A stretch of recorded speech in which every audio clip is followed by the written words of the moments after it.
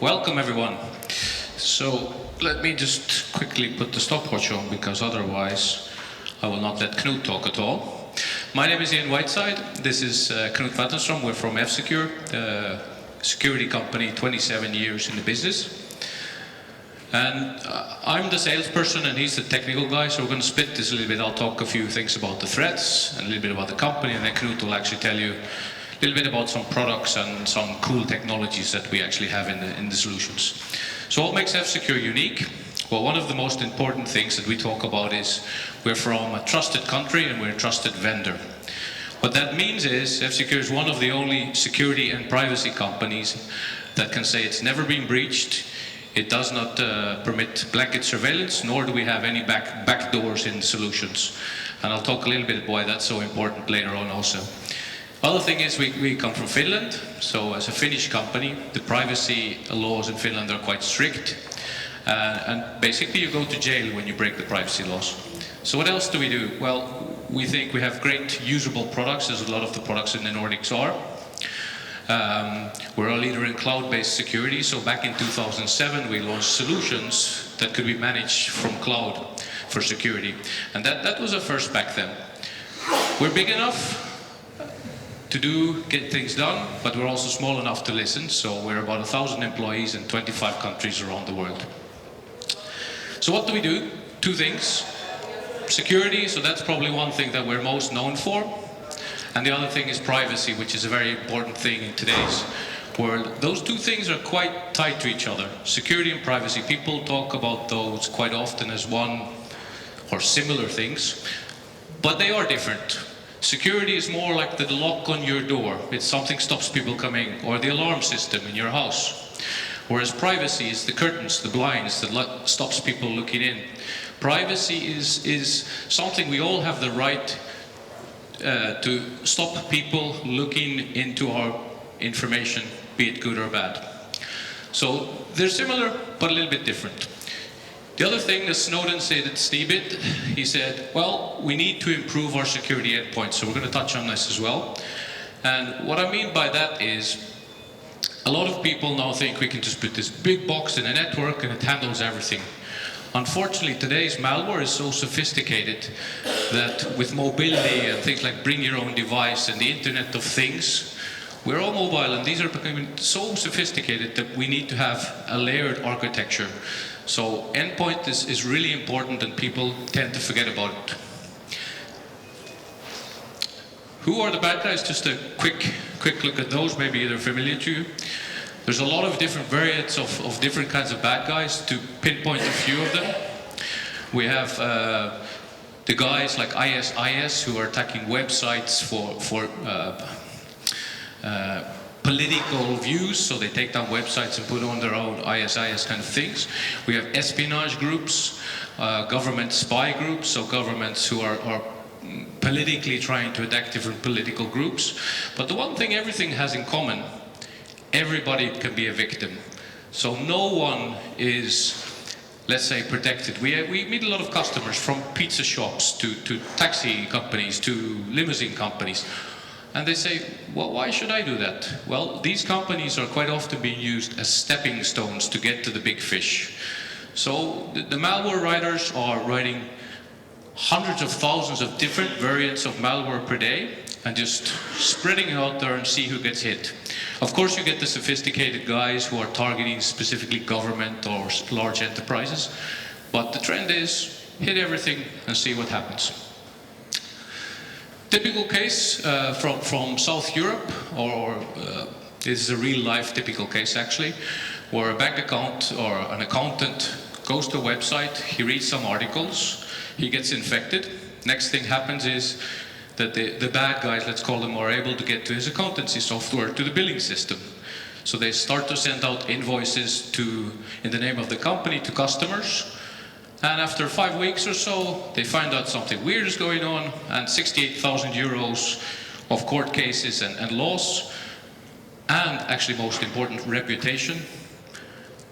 So this is a typical scenario, and this is really something that hits the SMB market, so it's not only the large enterprise. Privacy. So privacy is a little bit of another thing. Who uses Twitter for business? Anyone want to put up their hand? Couple? No one? One?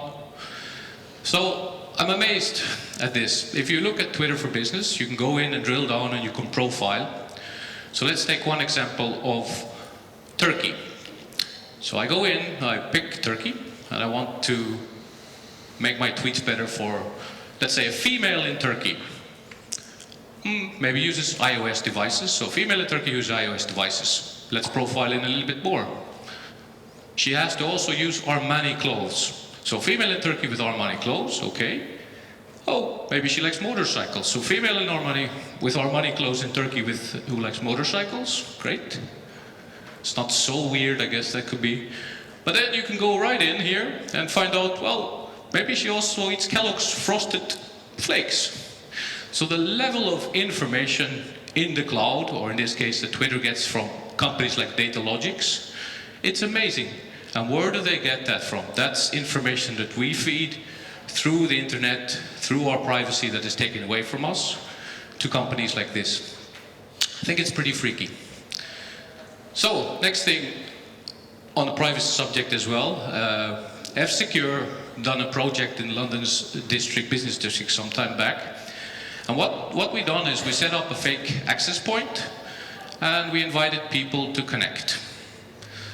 And we have this license agreement there, and I bet all of you read the small print in the license agreement, right?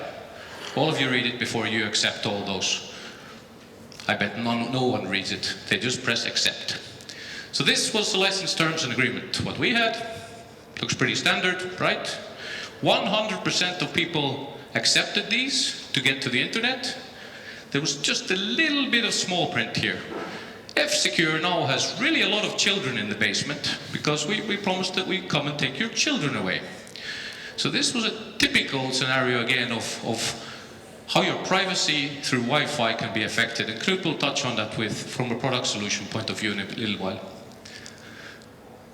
So, what else? Internet of Things, endpoints. Washing machines, TVs. I think Samsung now has a voice-controlled TV that listens to everything you do in the internet or in your living room and sends that information to the internet. You can deactivate. This was in the news some time ago. You also heard probably the stories about people plugging into the airplane system. So through the media system, they were able to actually get to some critical infrastructure in airplanes. Also pretty freaky. And then, okay, what's this? It's a Jeep. It's not a guy who actually drove into the ditch. It's a guy whose car was hijacked by 4G, if I remember, or 3G over that. So cars that have multimedia systems, Bluetooth, Wi-Fi, 4G, 3G, so forth. And I think they slammed the brakes on this car and they drove him into a ditch. What the effects from a security point of view, I'm not sure. I guess we could lock him in the car and make him pay a ransom to let him out, or I guess we could kill a few people or so. But it just shows you how technology and security is developing. Something else completely. Medical industry. Sometimes people do ask, I remember a lady was saying, I have a virus on my machine. Can I get infected with it? Well, I'm not a doctor, but I told her probably she can't get infected. But it's also affecting the medical industry in many ways. This is a heart pump from Dick Cheney. Dick Cheney was the Vice President of the United States of America. And it has a small system controller here. So I think there's a lot of pressure on the programmer, whoever made this, to make sure that the code was right. And the thing about these devices and other medical devices, after 2006 they became Wi-Fi aware. So it didn't take too long for a bunch of guys to come up with attack on bacon. So basically they couldn't find any live people who wanted to be an experiment. No, don't blame them. So they took a similar kind of solution, they wrapped it up in bacon, and they done some tests on it. And they were able to change the name of the patient. They were able to actually do a power denial of service, so they were able to run down the battery. Different kinds of things they were able to do on this kind of medical device through the Wi-Fi, which they had reverse engineered. Again, it's a little bit far-fetched for an endpoint as such. We're talking today about computers and mobile devices, but the future is there. So, who do you trust? I say this, did someone say no one? Yeah, I hear this, but Knut knows the answer. You trust someone. It's a lonely world unless you trust someone. You trust the police, or you trust your mother, or you trust your children, but there's someone you trust in. For different things, you can trust different people. We as F-Secure has said, well, for security, we believe we're the guys that you should trust, because trust is something you build. Once you break trust, it's gone. You have one chance at trust. So, privacy, trust, these go together as well when you look at security vendors, what you're thinking of for the future. So privacy is one thing. If you look around the world, Finland, as I mentioned, where we come from, is one of the strongest laws on privacy. It's not the only one. I believe the Baltics is actually quite strong. And generally all of the Nordics, except for our friends, the Swedes, who do some snooping on the traffic there. Netherlands is another one with strong privacy. But throughout the world, there are a lot of countries with different privacy laws. US have very good privacy laws for US citizens. The rest of us, 96.5% or whatever we are not protected by those laws. So, there's also a list of countries on I don't remember the group they keep it, but they call it the enemies of the internet. So they've listed different countries and they call them enemies or safe countries and so forth. And of course you find the usual suspects there. China, probably everyone knows that China is looking at traffic that comes in and out of the country, blocking that traffic, doing various things on that. Malaysia also, some years back, they had a program called FinSpy, and with FinSpy they spied on their own people. They captured their email, they captured everything basically that their own people were doing there. So governments have a big role in this. And if we look a little bit further, well, the US, probably everyone knows Prism program. So Prism program was something Snowden leaked about and started back, I guess, here in 2007. So Microsoft is there, Yahoo, Google, Facebook, so forth. And one of my favorites here is also Skype. Skype was an Estonian invention, I guess, and it got listed here as soon as Microsoft purchased that. So they removed some of the functionality from that, and it was added to the Prism program.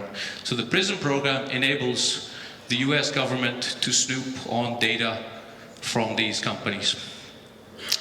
Google, one of my favorites. Eric Schmidt, the CEO, he has a couple of very famous statements, or ones I like. First of all, it says, we don't work with the NSA, they just come in when they want. That's it. He also said, we don't need to know what you're thinking. We know where you are. We know what you're thinking. Think about it. You tell Google search more than you tell your wife or your mother. You tell everything to Google search. You have Android devices. It's very easy to follow. So Google has a lot of power at their hands. Google is also, they spend, what was it, $4 billion on their data centers per quarter, per year. That's a lot of money. They have, what was it, 120 billion in revenue, or sorry, not in revenue, in win per year, which equated to $12 per person. So from each of us, they get $12. And the other funny thing about this is, how do they get that? Because they provide free stuff mostly, search engines, email, it's all free. I guess if we put one on one and I showed you the data logics and all the data, that data is sold. That's our privacy they're selling. Personally, I would prefer to pay $12, but it's not an option. Russia, we were able to, as F-Secure, you can read the Duke family of, so we were able to tie the Russian government closely to what we call the Duke attacks on different government nations. Russia also is speaking of closing the internet a little bit like China. Also, Russian citizens' data should now be stored in Russia. They also have similar, like the Prism, where they monitor traffic that goes in and out of the country. So it's another government that does that. So US, Russia, UK will also do it. Same thing, UK. They're speaking also a lot about surveillance, blanket surveillance of everything that happens within the country. And that's driving some UK companies to actually leave the UK, unfortunately. So to kind of sum up this, when you take a security solution, it's good, or private solution, it's good to look at the connections of how things are. And one I'd love to point out is AVG and Avira. You've maybe seen this recently in the news, someone probably has. Basically, there's no such thing as free lunch, and they proved it. When I started in this industry, we said, okay, the tactic is you get a free product, and then you upgrade because you get more features. Well, recently it was just found out they actually sell our data. So the thing to remember about free, there is no free. So, a day of life in our labs, bunch of stuff, not important, I'm not going to go into what worms and things are, but we see about 250,000 samples per day of different kinds of malware. That's quite a lot, so it means that we have to have quite sophisticated labs. But we've been quite good at that, lucky enough, and one of the things as F-Secure and endpoint we focus on is protection. So the endpoint protection is really our core focus. So if we look at last year, AV Test do tests on basically all the major vendors. We missed 3 real-life samples the whole of last year. What that meant was, well, the industry average you can see here, 97. So it's, I guess this is 99% where we had missed something, but typically we're getting 100% detection, which is not a guarantee, nobody is 100%, but the products are very good, top in protecting. And if you take that to 350,000 new malware samples, missing a few percentage of that, or a few, even a little part of that, equates to a lot of risk. So when you compare different solutions, a few percent means a lot. And we didn't win last year this AV Protection Award from AV Test, we won the year before, and the year before, and the year before. This is something we're very, very proud of, because it's 4 years in a row, no one has done that in the past. And, well, next year's a new year, so February, March will come, and we hope to get the 5th one, but let's see. So, to get the protection, you need a bit more than signatures, you need a bit more than old school things, and Knut's going to talk about those in just 1 minute. But for me to wrap up, why we are unique, we are a trusted vendor from a trusted country, leader in cloud, superb usability, and small enough but big enough to get things done. Knut. Okay, thank you, Ian. So, I'll start with this slide here. Traditional antivirus is dead. I took this from a statement that IBM actually put out there sometime last year, and they got a lot of media coverage with this. And that was the intention, of course, with why they made it. And it's kind of a funny statement to make, coming from, well, someone who sells computer security. Of course, IBM is a big company, they do a lot of things, but computer security is one of them. And the point that they were trying to make was that antivirus as such, or at least the way we traditionally think about it, with an antivirus client that you install on the machine that downloads typically signature updates to do detections of files, patterns basically. These signatures are patterns. So this scan, detect, clean type of operation that antivirus clients used to do, and many of them still do, it's not really that effective way of protecting customers nowadays. If you consider, for instance, like some facts about modern malware, like 80% of malware stays active for only a few hours, and 70% roughly of all threats, they only surface once. So if you think about that for a moment, it also stands to reason that this approach of, you know, sending out signatures that takes a while to download and then scanning files to detect them, it's a bit like hunting ghosts in a sense, and it doesn't really work that well for modern malware. You have malware, for instance, that doesn't even write any files to the file system, and how do you detect those with that kind of an approach? So yeah, we pretty much agree with IBM on that statement, and it's nothing new really. It's something we've been aware of for years. And there's of course also other issues with that kind of an approach. One is simply the size of the updates. Today we have, well, the biggest chunk of the signature database is related to Windows malware. That's where most of them are. This needs to be downloaded on the endpoint. It takes a lot of space and it consumes resources, and it's a bit of a slow way of doing detection. So yeah, we very much agree with IBM on that point, and that's also why we have been doing, or trying at least to do things differently for a number of years. And one of the things that we are doing in F-Secure, and that you see a lot of other vendors are doing at the moment, it's that we're utilizing the cloud. What does that mean for us? I mean, the cloud can be many different things, and different things for different companies. What it means for us is that we're trying to move the detection logic away from the endpoint and into the cloud. So how is that done in practice? Well, it means that we're doing what we call network lookups or reputation lookups instead of scanning files and applications locally. And there's two main reasons why we are doing that. First of all, it's speed. So it's a lot faster actually to do a network lookup. A small lookup, size of a DNS lookup against our backend system. So as long as you have the internet connectivity, that takes a very short time to do, and it's an effective way of actually checking files on the endpoint. So it's fast. Of course, that brings performance to the endpoint. And the other thing, which you might not see immediately, but when you think about it, it makes a lot of sense, because in the cloud we can store unlimited amount of data. Really, there's no practical limitations, while on the endpoint there is. So in the cloud we can store huge collections of files, like clean files, or collections of clean files, meaning operating system files, common applications used by companies.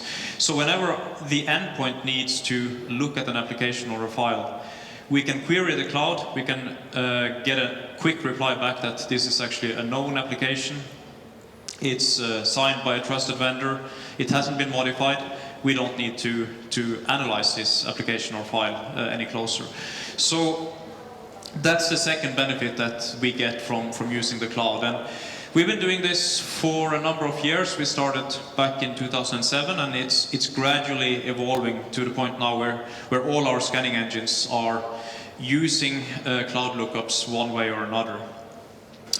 And one of the main engines that we have in the product today, which is also one of the reasons why we've been doing so well in these tests that Ian mentioned by AV Test, it's called F-Secure DeepGuard. DeepGuard is the main engine for us to detect zero-day malware. So anything that we haven't seen before, that our labs has analyzed. And it works a bit different from signature-based engines. So it's essentially doing behavior-based detection, but it's also coupled with these cloud-based lookups. So what DeepGuard does typically is that whenever you try to execute a program on the computer, then DeepGuard will try to do a reputation lookup first. So it essentially asks our cloud, is this a known application? Has it been, does it come from a trusted vendor? How prevalent is it?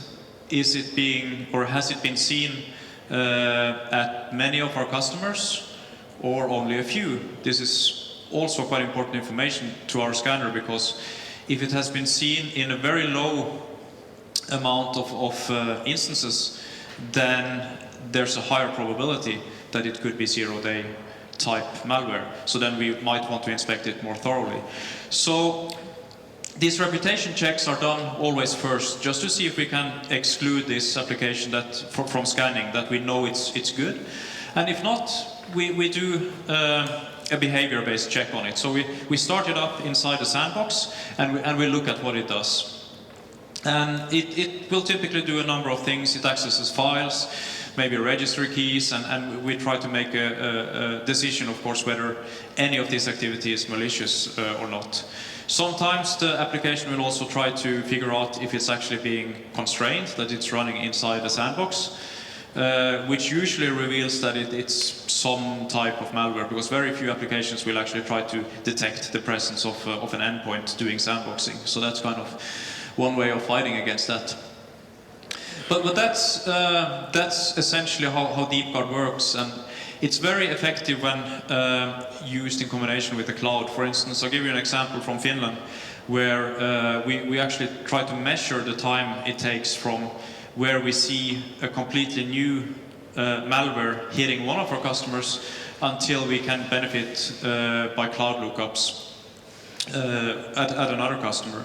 So we had a banking project that was attacking Nordea, I think it was, and it got detected by DeepGuard. Banking trojans, they are maybe a little bit easier than other malware to detect, because their executables will contain a lot of links typically to banking sites, which kind of gives them away.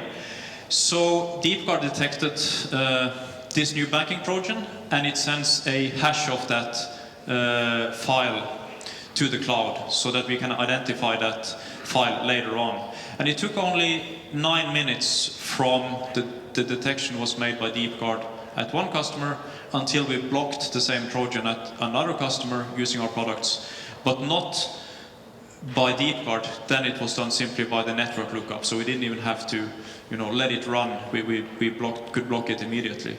So 9 minutes, that's a fairly short period of time, and it's fully automated. Like nobody has sat down and actually analyzed that in our labs. 9 minutes is not a very long time. You would be fairly hard pressed to do that actually, as a person.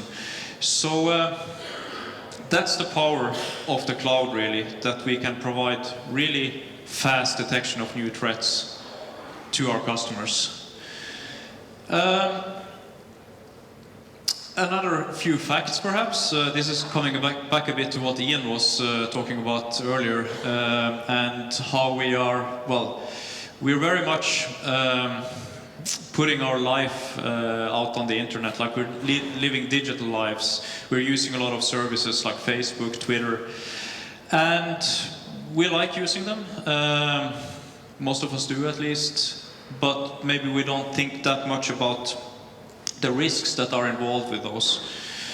But it's just a fact that this is the way the world is right now. We're using multiple devices. We're using them for combination of work purposes and private purposes, and we're accessing a lot of services with the same devices, and we expect to have that kind of connectivity. But we don't really always think about, like, is there a price maybe to that constant connectivity? Do we ever think about the networks that we are connecting to?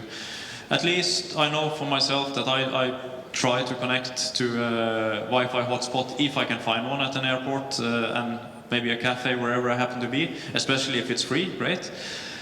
But yeah, do you really know if that hotspot is a rogue hotspot, someone actually trying to do something there that you don't really want them to? Like, it's very, it's easier to kind of do phishing type of attacks if you control the network, because you can redirect the traffic much more easily. There's also other things, like if you're using voice over IP communication, if it's not encrypted, you can listen in on people's conversations and things like that. So of course, controlling the network access point that you're connecting to is very powerful. And it's a big risk. I'll come back to that in a moment, how we can really help customers there. But yeah, we're using these smart devices. We have multiple devices in use. In Finland, the average number of devices per person is currently 3. So we have typically our work laptop or workstation. We have maybe a iPad, something like that, and a phone. So we're using all of these devices, and those devices are pretty smart nowadays. There's not that much difference between a phone and a PC in terms of what you can do with it. And a smart device simply means it's running a lot of software on it, which means that there are security risks with that. So before I come back to how we deal with this in the product, I have a question for you. Do you have anything to hide? Hands up who would answer yes. It doesn't always have to be bad, by the way. It can be just something you don't want people to know. Yeah, so I saw maybe 4, 5 hands perhaps, 6, 7, okay. People are thinking about it more and more hands are coming. So we know the answer because we did a survey on this, related to this experiment that Ian was talking about. And the answer was no. Like, people said, no, we don't have anything to hide. At least the majority answered that. And then we asked another question, slightly different one. Would you want to share everything about your life with everyone, everywhere, all the time, forever? And what would you answer to that? Hands up, everyone who would say yes. Okay, so not very many exhibitionists here. So yeah, most people say no. Actually, maybe it's surprising that it wasn't 100%, but yeah, anyway, majority said no, we are not interested in that. But if you think about it, it's kind of the same question, actually. It's just phrased in 2 different ways. So most people have something to hide, and it's just a matter of actually thinking about it long enough. So privacy is important once we really consider the consequences. And privacy is something we're trying to build into our products. The first product really that we launched, which we can truly say is trying to protect you or your privacy, is a product called Freedom. It's been out for almost 2 years. And the way we try to actually achieve privacy here is that once you install the application, so it's an application you can use on your phone or on your PC, and it's very simple, like you just click one button, and what happens then is that we create a VPN tunnel from the device to our security cloud. So by doing that, we can really avoid like most of the network-based attacks. Like, it doesn't matter if you connect to an insecure Wi-Fi hotspot, because everything is encrypted inside this tunnel anyway. So yeah, go ahead. And once the traffic is going inside this tunnel, we can also do other things. And one of the things that we are doing is that we try to remove attempts of tracking or profiling you as an end user. So when you connect to a website, there's typically a lot of profiling going on. And we try to remove those things like tracking cookies. We inject a do not track me header on all HTTP traffic, things like that. So there's not everything that we can remove, because cookies also sometimes help, you know, in personalizing the way that the website is shown to you. So not all cookies are bad, but we try to make, you know, a good judgment and remove anything that we see as unwanted tracking. And that's very much new thing, at least we believe that it's kind of a revolutionary product that combines both privacy and security, because we can also, in addition to privacy, give you the malware protection, scanning in the cloud. Freedom also gives you like rating, or it checks applications you install on the phone to see that it's not a rogue or Trojanized version, which is very often the case on Android nowadays. Browsing protection, so we check URLs that you're going to safe sites, not going to any dangerous site, if you like. And then there's a number of other features like anti-theft, so you can remote wipe, remote lock the device, locate it. You can enforce like password management, or that you can enforce like your end users to actually use the password so that their phones, for instance, are not wide open, unprotected. And one additional feature that you kind of get for free because we are using this VPN tunnel is that you can choose your virtual location, as we say, that when you open this VPN tunnel, you select one of our service nodes, as we call them. So you choose the country that you are going to appear coming from. So when your traffic exits the tunnel, it exits it from the service node that you have chosen, and it can be Finland, or it can be Germany, or Canada, or Japan, whatever you choose from the list. And then the website you are connecting to, or the service that you are connecting to, will think that you are coming from an IP address in this country, because that's where our data center is located. So that also means you can connect to some geo-restricted sites, for instance, and things like that. It's just something you get for free, actually, for when we use this type of VPN connection. So, couple of things. I don't know who stopped beside our stand earlier, but we had a lot of energy drink. So this is the first time we haven't got kicked off stage for not using all the time, and we have some time left. So I thought I would do it. I think we have something. Yeah, tell you a little bit of a couple of other things. So we skipped over a little bit of the security part of it. An interesting story that I come across some time back. Said all companies are at risk, be you a pizza company, be you a limousine company, whatever. And there was an interesting story. It was in the US. It was a small limousine company, and basically what happened was the bad guys were able to infiltrate that company, and they were able to get the database of the customers. So a simple database of a limousine company. It doesn't sound too dangerous, and they didn't protect their systems too well. The only thing is that limousine company also provided different kinds of services for the rich and famous. Some of them were Donald Trump, the CEO of Lego, and some actors and so forth. So from that database, they were able actually to extract, for example, where Donald Trump was going to. They could see, obviously, because pick up and drop off times of the limousine.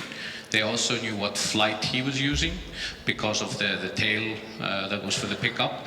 So that was a classical thing where you could see that corporate espionage was being used, but it had many other things that they used the database for. So they sold that data to Donald Trump's competition. The other interesting thing I thought about it was there was also some rich and famous people who had, let's say, had a big party in the back seat of the limousine. And I think one of the stories was that they had cheese on the windows, a couple of condoms in the back seat and stuff like this, and the company had sent a letter, dear beep, it's not very polite to do this, we will have to fine you 200 euros or dollars actually, to clean up the limousine. Simple thing. The only thing is that ended up then being, I don't know what is it Iltalehti or but some newspaper article.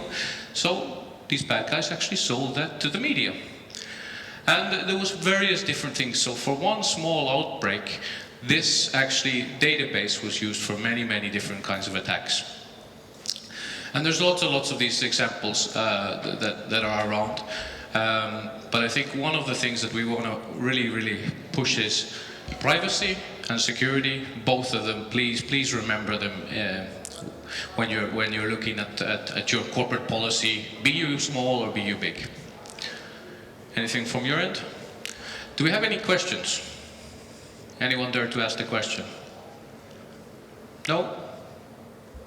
I have a question. So, will there be a time when there is no virus at all? And you guys will be unemployed, yeah? Yeah, we hear, of course, a lot of this, you make the virus, don't you? But that would be... Do you want to tackle it, or...? Yeah, I don't know, it's well, so far we haven't seen that, and I guess, well, we've been in the business for 27 years, and although the actors have changed, like Ian said, that the form of malware and the people actually writing the malware, it has changed a lot from being hobbyists more to being professional actors doing it. It never seems to have slowed down. It's just keeps getting worse, and unfortunately that's the stage where we are at today, where even governments are spying on each other, and you have kind of cyber warfare going on that level. So, well, I guess if you look at the trend, nothing seems to suggest that this is going to reverse, and I can't really say that it would, at least not for the near term. I guess the question behind that is, as long as there's money involved, you can make money out of it. the trend will continue, and as I've pinpointed already there, it gets quite freaky in the future, the Internet of Things, you know, the things that these bad guys can do, it's limitless to the things that they can come up with. As long as there's money involved, there will be someone there trying to do some. All governments have different agendas, of course, to do. The Duke family of malware, which we have this white paper about, that very cleverly talks about how these closely to the Russian government type guys were able to attack many different countries with very sophisticated technologies that bypassed the firewalls of many companies. So I encourage you to go to our web pages and download that. It's really an interesting article if you haven't seen it yet. Thank you. Okay, we didn't use up, we have a few minutes left, but I thank you. If there's any questions, we can take them later as well.